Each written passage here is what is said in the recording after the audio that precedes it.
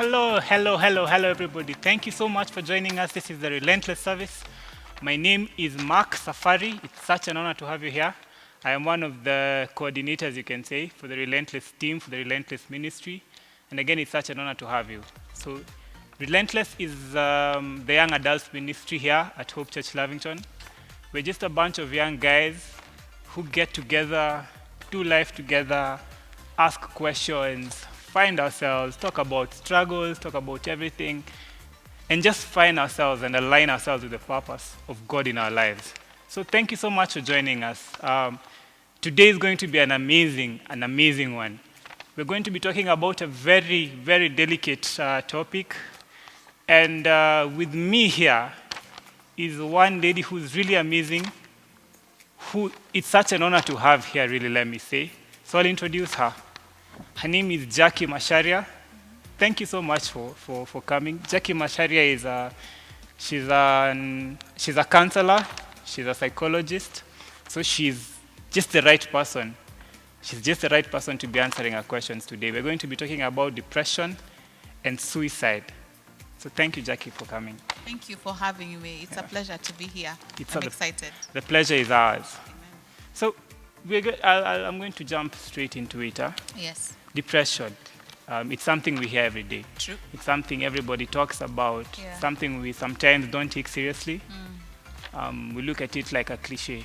Yes. So I think you can start by telling us about it. What is depression? All right. Yeah. That's a good question. And it's interesting that we are talking about depression in this time and in this age. Yeah. Because of what is happening. What is happening? We are experiencing something that we've never experienced before. And so the way we are handling it really matters. So let me go to the definition of depression. Okay. Depression is not something that you can snap out of. A lot of people think that it is it concerns feelings and emotions. And when you say that you're depressed, people think, just go out and walk in the sun and you'll be fine. Depression is a mental disorder. It is a major depressive illness. And the word depression is derived from a Greek word, deprimer, which means to press down. So generally when you're depressed, you feel that you're pressed down. And also let me add that not only is it not an emotional illness, it also affects the brain and the brain functionality. So it is both emotional and physical, and it is not something that you can wake up and snap out of. It is an illness that needs to be treated just like any other illness. Yeah. Wow. So it's not, like you say, it's not just something someone can snap out of, or it's not just something that someone wakes up and feels a certain day because something has just happened to them, as we sometimes tend to assume. Well, there are certain indicators that you can look for that will help you to understand about the onset of depression. One, when you're feeling very low for a period of not less than 2 weeks. And the low mood, you're feeling very low, you're feeling tired, you're feeling fatigued, you don't want to get out of bed, you've lost appetite, or you're eating a little bit too much. There are a few indicators that you can look at and see that something you're experiencing a situation that is out of the norm, and that is depression. A lot of people do not know how to call it. Okay. And in our society, I think we have something we call stigma. We do not want to acknowledge that we have depression. So we say, I'm just feeling low. But Safari, if you feel low for 2 weeks, and then the same mood, you're feeling it for 3 weeks, and then you're feeling it for 6 months. Something is definitely wrong there, and it needs attention of a professional counselor. Okay. Yeah. So that was going to be what I was going to ask you next. So is it possible? It's possible for someone to be in depression, to suffer depression, and not know it? It is possible. Okay. It is possible to suffer depression and not actually know what is happening to you. One is because, again, society, we've always downplayed the mental illnesses. We've always thought that if you have a mental condition, then you are mad. Yes. Isn't that what we label people that we is- see on the road, yeah, who are walking on the road? unfortunately, yeah. Unfortunately, we call them mad, we call them crazy. If you started walking on your own and collecting papers, we'd say, hey, something is wrong with Safari, he must have gone mad. Yes. But even that one who is walking on the road and collecting papers and talking to themselves, that disease has a name in its own. But because we do not know, it's ignorance. Either we don't know or we don't want to be associated with depression because of the stigma that it brings. Yeah. So yes, it is possible to experience low mood, depression, slow movement. You don't want to socialize with people. Your emotions are very low or extremely high, and they are swinging in between. Yeah. It is possible to experience a range of different things and circumstances in your life without necessarily knowing that you are going through depression. But let me just add here to say that once you experience such emotions for a period of at least 2 weeks Yeah. onwards, without a relief or without help or without reprieve, then you can safely say that you're depressed. But I wouldn't advise us to diagnose ourselves. Yeah. And also, as people, because of the normal issues that we face in life, I believe that we go through depression in and out because we can be able to handle it. But then there are some cases that, of course, we'll need extra help for someone to be able to come out of those. Okay. Yeah. Thank you. That's already a few minutes into it, and it's already, I think it's a very sensitive, a very deep conversation, yeah? Yes. And I think we need to have more conversation on this True. because there's so much ignorance going on. Yes. And there's lack of knowledge, really. True. And I think even the Bible says that my people perish Because of lack of because knowledge. because they lack knowledge. Yes. So you've told us that if I notice I am feeling low for a period of like 2 weeks, Yes. it's something I need to look into. So that would answer the question, how do I know I'm depressed? I'm suffering depression. Yeah. Is there any other way I can tell Yes. that? Depression interferes with your normal functioning of your everyday life. Look at yourself and the things that you wake up to do, excited to do. You wake up in the morning, you're excited, it's a beautiful day, you want to maybe go to work, or if you're not working, you want to go to school, you are doing your assignments, you're interacting with people socially at home, maybe you're cooking. In these times of COVID, we are baking and we are trying all kinds of recipes. Just look at your normal life. Now, a person who is depressed behaves in the exact opposite of a person who is going about life normally. One, they do not want to get out of bed. They do not want to see another bright day. Because what is there to live for?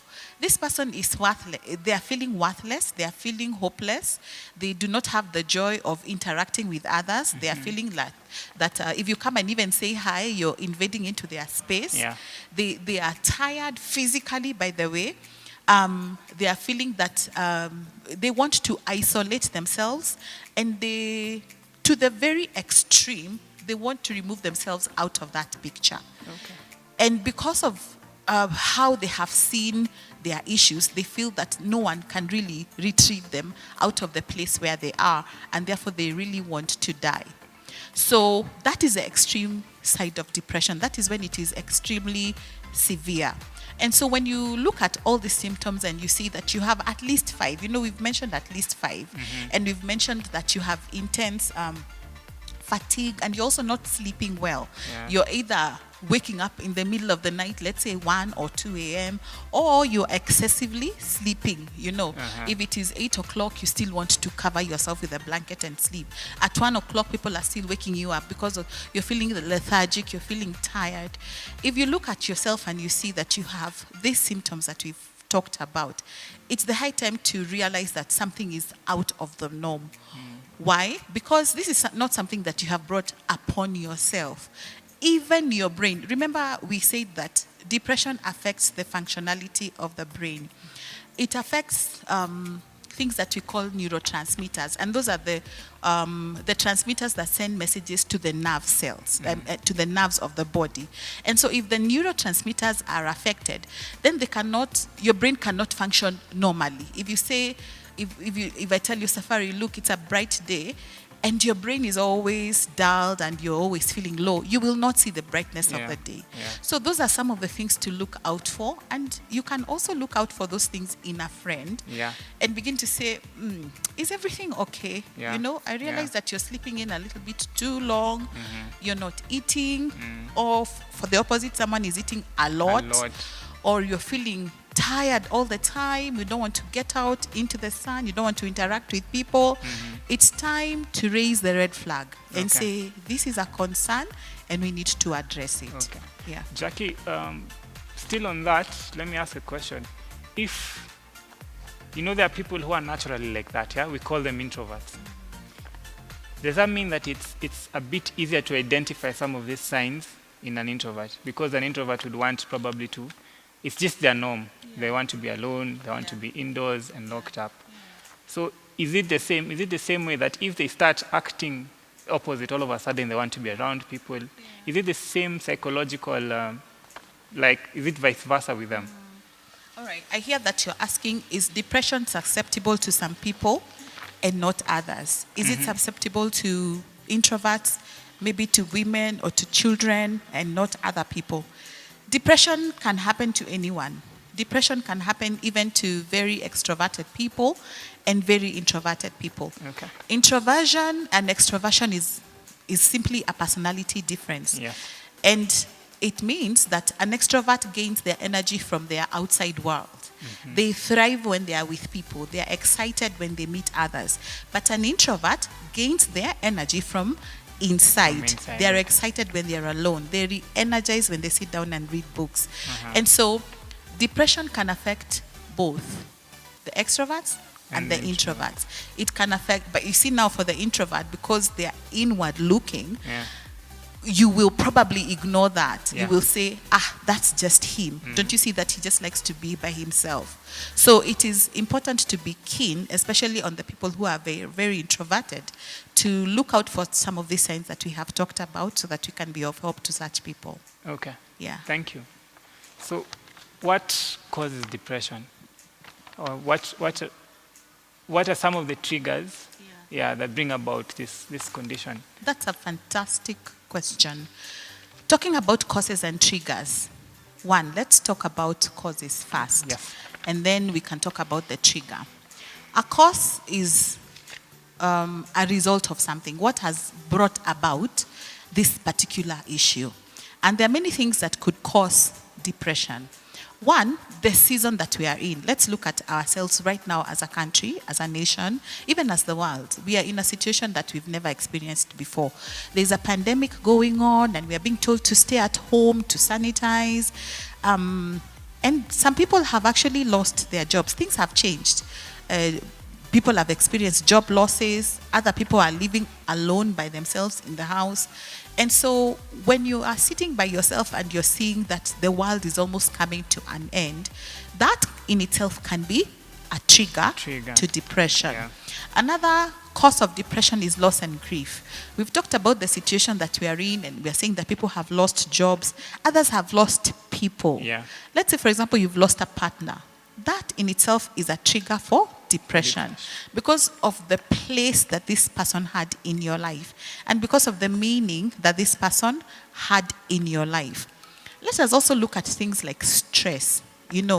Why do we feel stressed? It's because we face situations that we feel are unmanageable. They are too big for us to be able to cope with. So we have issues that we cannot cope with, and therefore that becomes a trigger in itself of depression. Why? Because for us at that particular point, it seems impossible. I cannot handle this. No one can come to my rescue. I'm all alone in this situation. And so we begin to focus on self-defeating thoughts.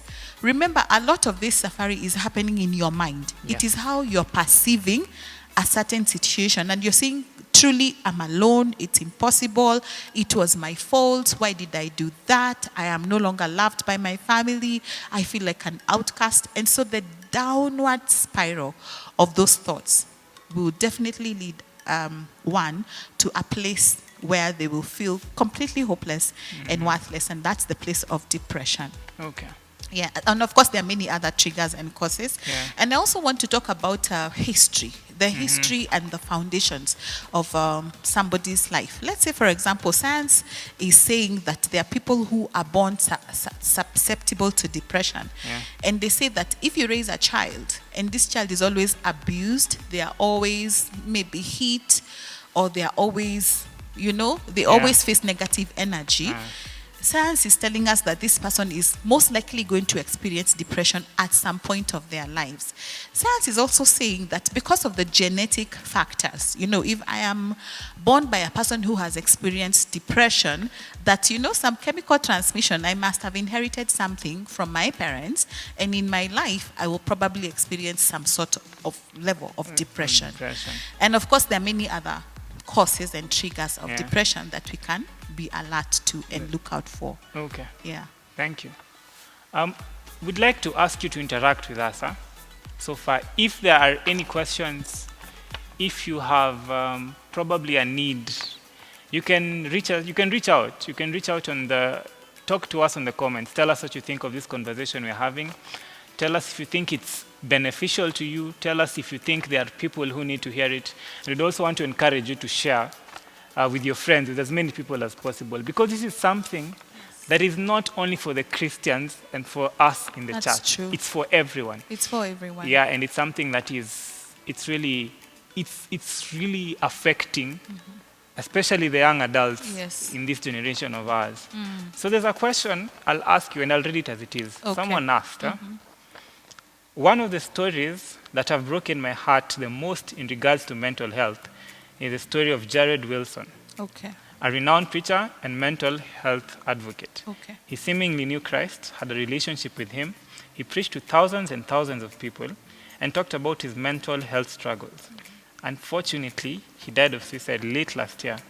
So my question is, why would someone who knows Christ and even tells us about Christ and gives hope to others still die of suicide? That's a very sad situation. Yeah. And I think I heard about that case last year. Yes. And it's a good question, because it means that that person who is asking that question is alert to even what is happening in the Christian fraternity. Yeah. And they're asking, why is a believer taking the option of hopelessness? Why are they taking away their lives? Because when you kill yourself, you want to take yourself out of the problems that have faced you. You want to end the defeat. You want to end the downward spiral that we talked about. And so they're asking, why is it that this person found no hope completely? Yes. And let me ask a question first of all, even before we go to the answer. Look at the way ministry is structured. You have, Relentless. There are people who are watching at home, and then you're here with me. You're leading you're in a group of leadership, and then you have your pastor who is leading this group, and then you have your senior pastor who is leading the pastor who is leading the group who is leading Relentless. So it is a chain of, let's say it's a chain of people, and this chain is supposed to have a connectedness somewhere. It's supposed to connect. Yeah. But what happens if the chain is not connecting? You are ministering to Relentless. The pastor, your youth pastor, is ministering to you. Your senior pastor is ministering to all of you, Relentless, yourself, and the pastor. Yeah. But who ministers to the pastor? Yes. Who reaches out to him? Who asks him, how are you today? Are you troubled? Society expects that our men are the lead. But where do our men go when they are completely broken down and they have no hope? Where do they look to? Who calls them to say, do you have food in the house? Yeah. If you did not have any food in the house, would you tell anyone that you do not have food in the house? Yeah. You are the pastor. You are the man of God. You are the lead. How do you not have food in the house? And so there are many things that we can be able to look at when we evaluate that case. And we can see that, one, leadership is a very lonely place. Why is it a lonely place? Because you need to interact with people at your level to understand the challenges that you are going through as a leader.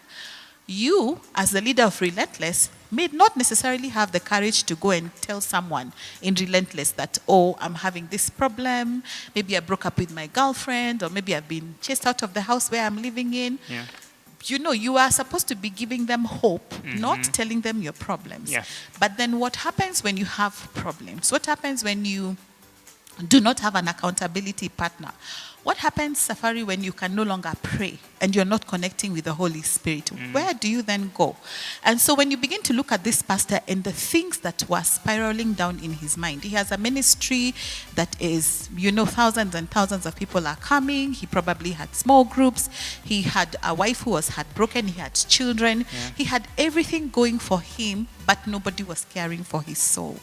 And that is a very, very sad thing. And so what we are learning is that depression has no respecter of persons. Yeah. Actually, when I was doing my research, it says that over 300 million people in the world are affected by depression at one point or the other. Wow. Maybe we just do not call it depression, Yeah. but maybe we have skills that help us get in and out of it. But for some people, it is not that easy. They need help. They need accountability. They need a phone call. And I would challenge even these young guys and say, when was the last time you called your pastor and said, hi, Passy, how are you? How are you doing? I was sharing with you earlier that during my birthday, someone sent me 100 shillings. And this was a young person, and that is all they had. They said, Yeah. happy birthday, I thought of you, and I sent you 100 shillings. And to me, that 100 shillings was like a million bob. Why? Because on that day, that particular day, I did not have credit on my phone. And that 100 shillings enabled me to reach someone that I needed to call. So there are small, meaningful acts of kindness, of care and concern that we can do to express our concern and our care for others. So I think this guy, yes, he did everything right, but he was at a place where nobody was able to see. And I was imagining, what if someone called him at that moment when he was intending to kill When he himself? decided, yeah. Probably he would have seen, hey, these guys, they care for me, they love me. But unfortunately, nobody reached out to him. Yeah. Yeah, and so the leadership is a lonely place, and my encouragement to you guys is encourage your leaders. And even in this difficult situation, we may not necessarily have anything to give, but even that word of encouragement is important. Yeah. Yeah, Wow, okay. Yeah, I think it's a lot to think about. it is indeed. And I think it's a challenge to us, even generally as a congregation, Yeah, to look out for our leaders, It's an angle people don't look at every day. It's not True. something you tend to think about, He's my pastor. I'll call him when I need help. I'll call him when I'm in trouble. And we don't think about who they can reach out to Yes. at that point. And sometimes they genuinely don't have anyone. Yeah. And Yeah. so there's a very high possibility that they could suffer. This. true. So from now this person's perspective, Yes, the pastor or the leader, everyone is looking up to me. yes. Everyone knows I'm the person to call. I have a solution to everything. Yeah, And I realize I have these symptoms. I have these signs. How do I reach out for help without being, without, let me say, compromising? Okay. Yeah. all right. If I reach out as a pastor, someone will be like, hi, Passy. Okay. You see, are you even fit to be a pastor without, how do I reach out for help? Wow, that's a very good question. Again, it brings the issue of judging and labeling. Because again, I said the reason why there's stigma in depression is because of those things exactly. You'll be labeled as an unstable person who does not have the capacity to lead because you're feeling defeated mentally. And so the things I would say is that, first of all, identify what it is that you're feeling. What am I feeling? Get in touch with what it is that you're going through. And I like to say to those people that I counsel, have a journal that you write things out. Why? Because when something is in the mind, it is as humongous as this all. Yeah. It is so big and you can't find the end from the beginning. But when you start journaling and you start writing, you will begin to identify one by one the feelings that you're going through. Remember, I started saying it starts with the thought processes. Yes. So you're identifying the feelings and the emotion. For example, depression may come because of unfulfilled expectations. Maybe you did you did a job, this is what you're expected to be paid, someone took off with your money, this money was supposed to pay rent, food, you send home to your mother, so because this person didn't pay, it spiraled many other 101 things. And so you feel helpless because you haven't been paid. Tomorrow people will start calling you for their money and your mother will start saying all these things. And so this thing kind of becomes a monster in your mind. Yes. So start by saying, what am I feeling? I'm feeling angry. 1, write it down. Why? Because my goals were not met. You see, when you start writing down, you start managing those thoughts, processes, one by one. Yeah. I feel resentment. I'm feeling bitter. I am feeling let down. What are you doing? You're writing those things so that you can begin to challenge them. Because I'm angry today, because someone took off with my 50K, is this the end of the world? No. You see, at that place in time, you are confronting the thing that looks like a monster in your mind. So before you even call Pastor Fred or Pastor Brian or your leader or whoever, you are already having coping skills. You are exercising your own coping skills to manage the depression process. Because remember, it is not at all times that leaders are going to be available for you. If you have a youth group that is maybe, it has 50 people, it is not all the time that the pastor is on the phone with someone talking them out of a depression. So as yourself, manage yourself. Ask yourself, how am I feeling today? What is the feeling that I have identified? What is the emotion? What does that mean? And how am I going to cope? Is it something that I can resolve on my own? Do I need to reach out for help? Yeah. What does this mean for me? Remember, Safari, what is humongous for you may not be humongous for me. Yeah. Losing 50K for you may be, pocket change. But for me, losing 1,000, I'm like, oh my God, that was going to be food for the month. Yeah. So we are overwhelmed depending on the meaning we attach to issues, if you understand what I'm saying. Yeah. If this book is important to me, if I lose it, I will feel completely lost. But because this book is not important to you, if you lost it, you would not feel a thing. Yeah. So what meaning do we attribute to the thing that is overwhelming us? And how can we break that thing into manageable small little pieces so that we can put action into those little pieces? And let me challenge the Relentless guys and say, at one point or the other, we all go through school.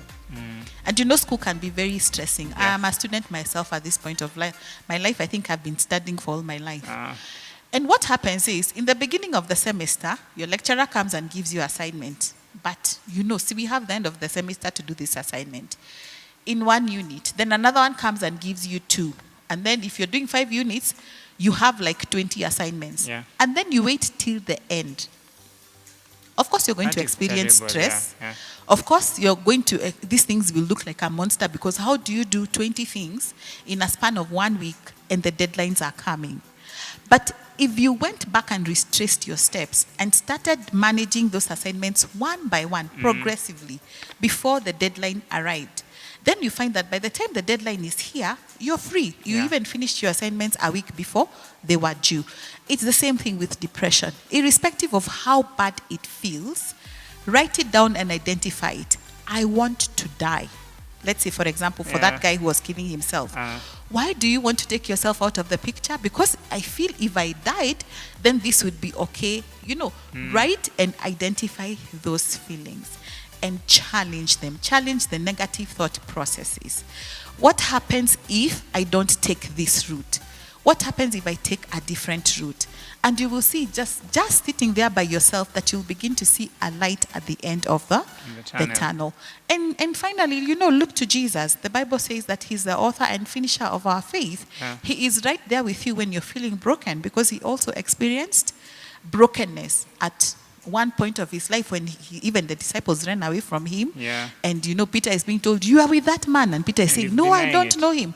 And Jesus is by himself. He could have said, hii kikombe now, I'm done. Yeah. But he didn't, and he looked to the Father for strength. Yeah. So those are some of the ways that we can use to diffuse the things that go on in our minds that seem unsurmountable. Okay. Yeah. Wow, thank you.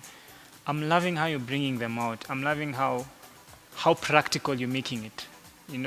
Normally if you ask someone, they will just tell you and throw a bunch of terms in your face and do stuff. So thank you so much. Again, I can't stress how important this is to us. So according to the Center for Disease Control and Prevention, Yes. suicide is the second leading cause of death for individuals between 10 and 34 years. So that's why they've called this generation of ours, Generation Zs and Millenniums, they've called us the most hopeless and loneliest generation. Is there really no hope for our generation? Oh dear. Again, why are we labeling people? Why are we saying that they are hopeless? Why are we not looking at the positive? Yeah. The pessimist will always look at a glass and say it is half full. But the optimist will say, but wait a minute, if I put a few more drops, it will be full. It will be full. I think this is the generation that has a lot of potential. I think in the world, there has not been a generation that has existed like this one.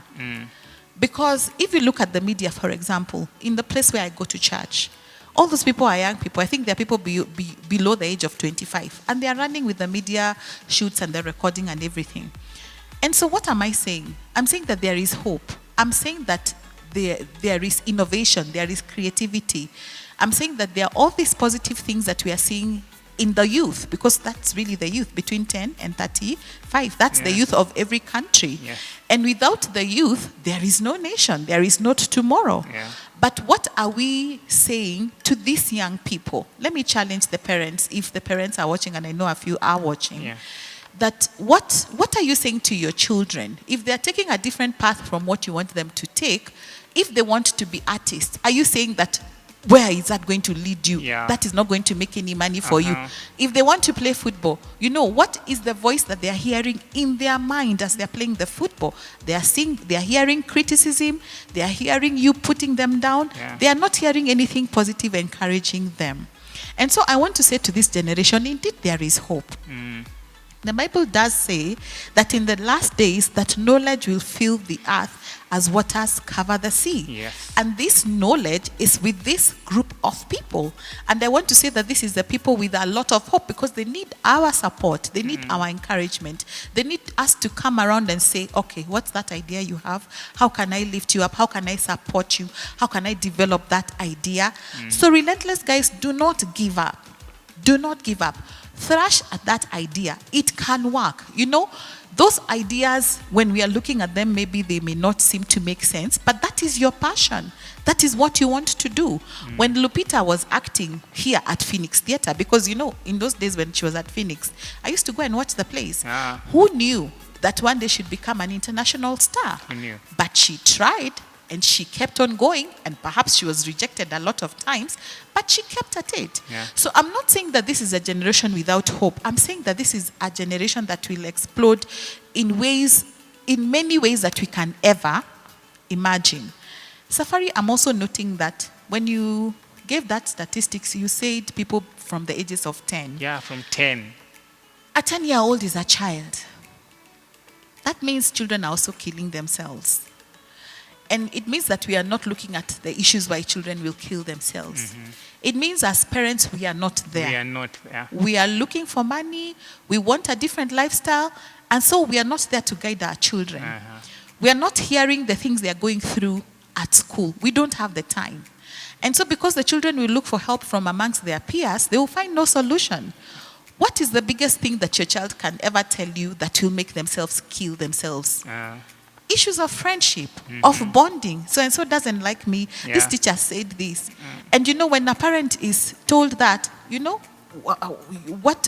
what importance, for lack of a better way to put it, do you put into that so that you begin to experience or investigate what this child is saying? Yeah. So we are not listening. We are not listening, and we are not hearing our children out.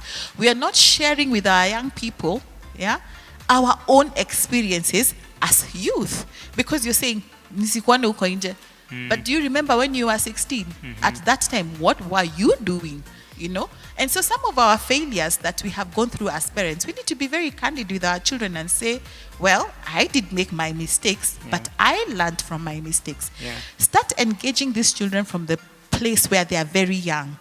And so that by the time they are in their 20s, these people can make their own decisions. Suicide is also prevalent because we are not letting children go through the conflict of making their own decisions and suffer their own consequences. Okay. We as parents, again, we are overprotecting. You don't want your child to ever do anything for themselves. You don't want them to lack. You want them to go to school in a better school that you went. You want to really come like a mother hen and shield them from the issues of life. But it is from the issues of life that these children will learn. They will learn how to hustle. If they go for a day without lunch, they will learn how to find that lunch. And so we are not raising children. We are raising adults. That's what I like to say. Okay. To parents, as you raise your children, remember you're raising adults. And they will be expected to be responsible people in society. So instead of that statistic having no hope, let us say that this is a generation that needs our utmost support. Because this is a generation that can possibly do exploits. Okay. Yeah. We've talked about the signs of depression and how do I know I'm depressed. But these are signs, something like noticing I'm low. I've been low for 2 weeks. It's something only I can notice at times. If I live alone and I'm not a people person. So, as a person who wants to help, as a friend, how do I identify depression in a peer, for example? And how do I help them, without making it even more dangerous for them to maybe fall deeper into depression and even cause harm to themselves? That's a good question. We are each other's keepers. Yes. And because this is, we are talking about depression from a Christian perspective, I will refer to scripture several times. And I want to remind you of the story in Genesis where Cain kills his brother, Abel. And God comes around and he says, where is your brother? And he says, is it my business? What did he say? Am I my brother's keeper? Am I my brother's keeper? Like, what do you mean, where is my brother? And I want to take us back to that statement. We are each other's keepers. Full stop. The best thing you can do for your friend is listen and be there. You don't have to go with millions of shillings. You don't have to actually do anything. Just be there and listen. Listen without judging. Listen without saying, but you're an adult. You can make a better decision. Yeah, because we tend to do that a lot. We tend to just put ourselves in somebody's shoes and think that they should have done something in a better way. But be there. Listen. Don't judge. Don't label that person. Just listen. If they need to talk, listen. Listen. If they are at a place where they cannot, they are threatening, maybe you have realized someone is threatening to harm themselves, tell someone of a higher authority.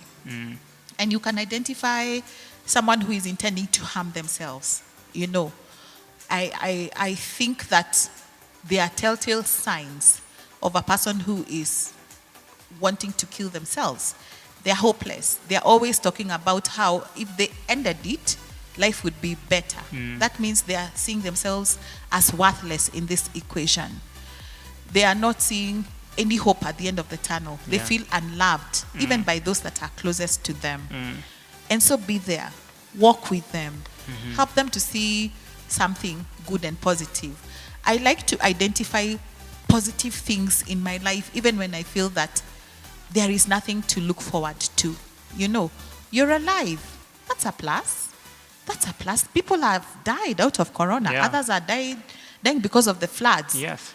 Others have died because of different things. And, others have starved to death. You're alive. You have an opportunity to live. You can talk. You have limbs, There's a story that is said about a person who was complaining they don't have shoes. And someone said, what about the person who doesn't have legs? You're saying you don't have shoes, and the one who doesn't have legs.